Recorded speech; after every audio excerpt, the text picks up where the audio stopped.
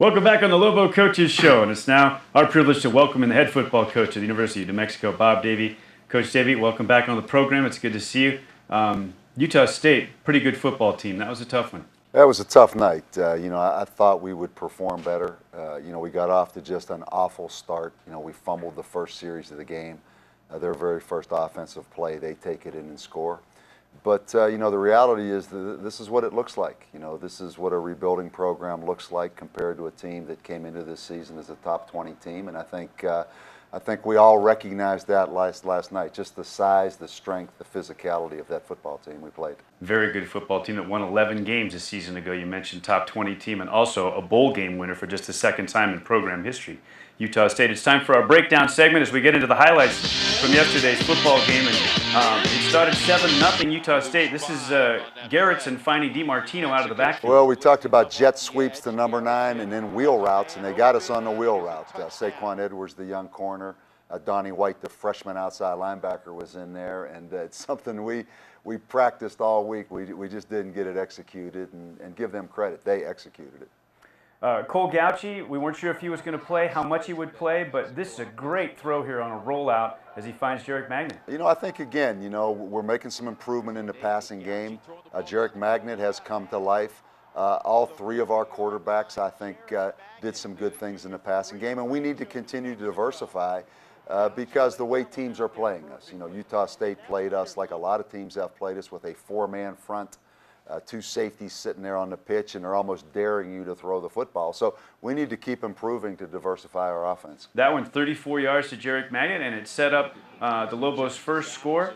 Justice Adams, your place kicker, maybe started a little slowly on the season, but with this one now, he's made his last 3 attempts. He seems to be finding his range. Yeah, that's a positive. And also the execution, the mechanics of our field goal extra point team. Good protection.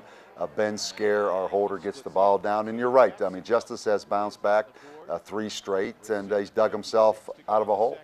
Now, Joey DiMartino, we showed him on that little wheel route.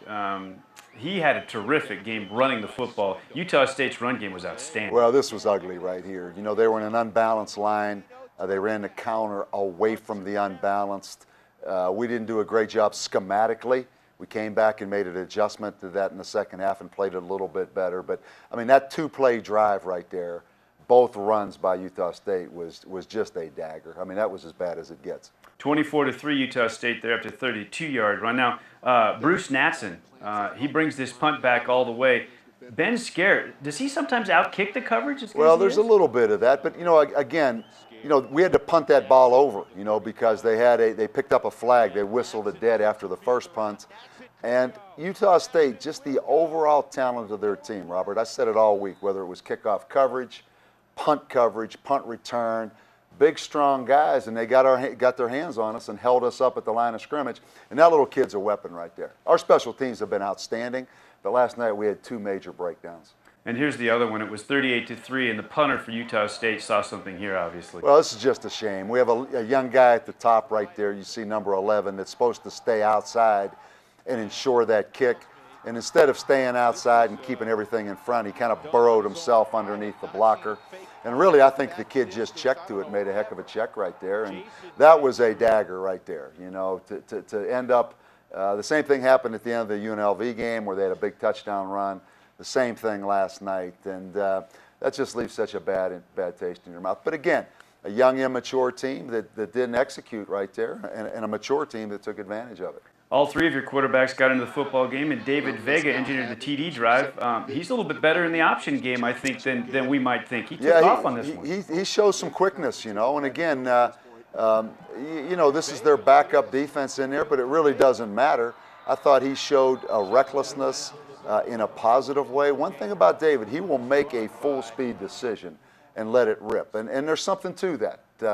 I was impressed with the way he played at the end of the game. It got a little chaotic at times, but again, he came in and made something happen. That run for 31 yards set up the Lobo touchdown. Casey Carrier gets number 9 rushing on the year. Well, it was good to see Casey, get the ball in the end zone. It was tough sledding up in there against that big, strong, well-coached defensive front. But, Casey kept hammering, and we got the touchdown. 45-10 was the final. You talked about how physical their football team was going to be on both sides of the ball, just bigger and stronger up front, both offensively and defensively? Yeah, I think that's the reality of that. You look at on both sides of the football, it was really a mismatch. Taking nothing away from our guys, but it was. Their defensive line at times manhandled us. At times when they knew we were going to throw the ball, we had a really hard time protecting them. And then their offensive line just took the game over and took the pressure off the freshman quarterback. You know, you wouldn't even have known he was a freshman quarterback because he didn't have to do much. Again, you know, I think this is what a rebuilding program looks like, and you go through some growing pains.